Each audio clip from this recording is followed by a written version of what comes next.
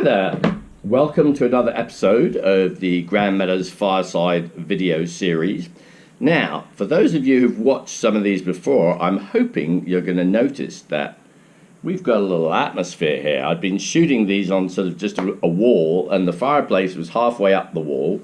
So I said, let's make it a little bit more professional. So we've got a plant, we've got the horse pictures, and of course we've got the roaring fire, which is now actually close to the ground versus halfway up the wall, which I think makes a little bit more sense. And since we're now, getting towards that time of year, it's nice to be able to think about having a fire. If I get a little chilly, Southern California doesn't happen too much, I can always rub my hands together, warm up on my nice fireplace. All right, enough silliness. So what are we talking about today? We're going to talk about calming supplements. This has been a growing area in terms of the use of and the number of products available to calm your horse. I think one of the challenges with this category is, why do you have a behavioral problem with your horse in the first place? There's a lot of particularly sort of what I'd call old school trainers, who just really poo-poo the whole idea of using a calming supplement, and they just say, it's bad training. You shouldn't need to use a calming supplement. And I would go along with that in many cases. I mean, I think people often sort of get into this mode of, okay, well, let's just, give them a calmer, without really sort of digging into the reason why the horse is a nut job in the first place. So I think, most of the products out there contain magnesium. Magnesium is the ingredient that has been shown. There's actually been some research done in Australia a couple of years ago that was quite good on, the effect that magnesium can have on the horse's behavior. What I see, though, is not a lot of products with what I would consider to be a credible level of magnesium. I mean, we want to be giving 5, 6, 7, 8,000 milligrams of magnesium, and there's a lot of products out there with sort of 1,000, which I'm not really sure if that's going to do a whole lot of good. The other thing is the forms of magnesium. So magnesium oxide, which is an inorganic form of magnesium, is obviously used a lot. The thing that you have to be aware of about that is that there's not a particularly good bioavailability profile on inorganic minerals in general, but magnesium oxide in this instance. So you may see really high levels of magnesium, but how much of that is actually going to get into the bloodstream? Now, another important thing to mention about magnesium, though, is the benefits that it can have in reducing sort of, let's call it butterflies in the stomach, which I believe is obviously one of the things that goes on, particularly with sort of incident-specific behavior problems like trailering or the farrier coming over or being at a show. So, I mean, for example, in our calming product, we've got 4 different sources of magnesium. We've got a lot of magnesium oxide because I like the fact that that is sort of coating the stomach and acting as a sort of a buffer on the premise that, a nervous horse, is not feeling comfortable in its tummy. But we also use, a chelated magnesium and a carbonated magnesium and organic magnesium, that are actually going to get into the bloodstream. Thiamine is another ingredient, vitamin B1, that has long been recognized as helpful for calming. And there's obviously tryptophan, which is also effective, and sort of there was a long schism with tryptophan for a while because there was a contaminated shipment. This is going back probably 12 years or so, but there was sort of some residual concerns for people on tryptophan about what whether it was safe, etc. But I think it's fine. I don't think there's any particular magic recipe. There are certain key ingredients. The one thing that I would urge you to be cautious about is in the use of various different herbal products, because you can definitely run the risk of a positive test with those kinds of ingredients. I mean, FEI is very specific that you cannot use herbs to try to affect performance in one way or another. Now, the other thing that we've done that I think makes sense a little bit too is we have what I call, we've got the daily whack job, or we have the incident specific whack job, meaning a horse that generally doesn't seem to have any behavioral problems, but when he's at a show or when the farrier's coming over or trailering, etc., that's when suddenly it's a Jekyll and Hyde situation.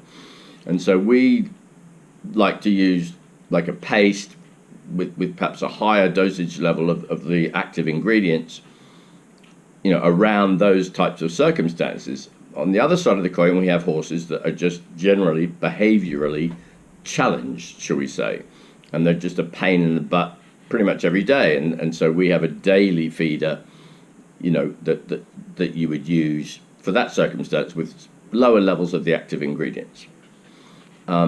So, you know, I think the other thing that's very difficult with calming is I would never feel comfortable saying to somebody, looking them in the eye and saying, oh yes, this is going to take care of your horse. He will be a breeze, you know, when you start giving him this product. Well, there's so many different reasons why a horse might have a behavioral problem that we never know for sure if the calming supplement is going to work.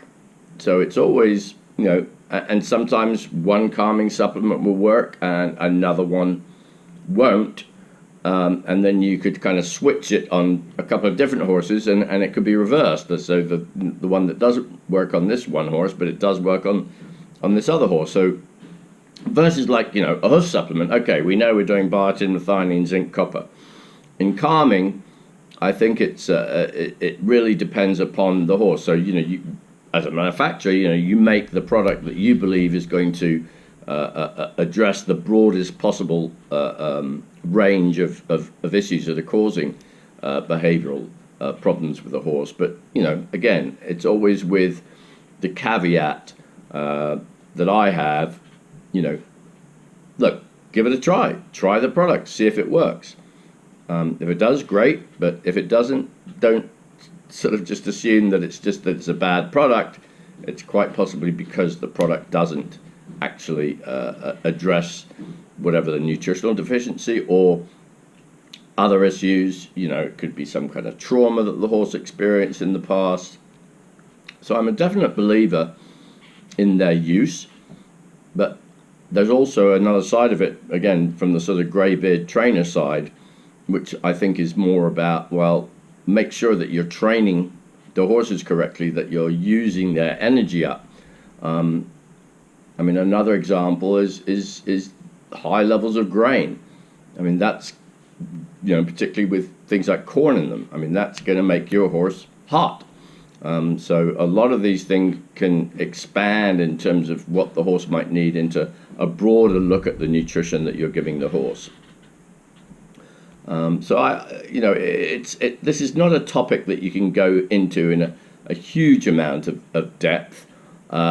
Just again, I think I would definitely be cautious about using calming supplements that contain a herbal ingredient or that don't represent exactly what is in their product. Because the last thing you want to do, I mean, every single time I'm talking practically to anybody, you know, and they're asking about Grand Calm is, will it test? Will it test? Will it test? If you're feeding something, as I say, with herbs in it, or you're feeding something that has got sort of a proprietary formula type deal, I would definitely think twice about, you know, going to a show where there's a chance of being tested when you don't know 100% what is in that formula. So I hope This is a helpful primer on calming supplements. I haven't really said anything particularly revolutionary, just again trying to sort of give some guidance. They should work, generally speaking, I would think in 2 to 3 days is the best time frame I like to work on, but something can work quicker than that, 3 to 4 hours in some cases. But I like to recommend, like with a show situation, I like to recommend when somebody uses our paste that they actually do half the night before and then half the morning of, and that way you've got this sort of consistent delivery over an extended period of time. But anyways, I hope this one helps. Next video we're going to do is going to be talking about calming. Oh my gosh, what's happened to my fireplace? Microsoft OneDrive is trying to sell me something. Yeah, so I'm going to be talking about all the metabolic Cushing stuff on the next one. And I've had some comments from people saying, well, how come you don't do this every week? And I said, well, you know what? I fly about 150,000 miles a year, and a lot of times I'm out of the country. So I'm trying to do these when I have free time, but bear with me. I was just in the Middle East, and then I had to go to Australia, and so I'm doing these when I can. So thanks for watching, and I'll look forward to seeing you on the next video. Bye.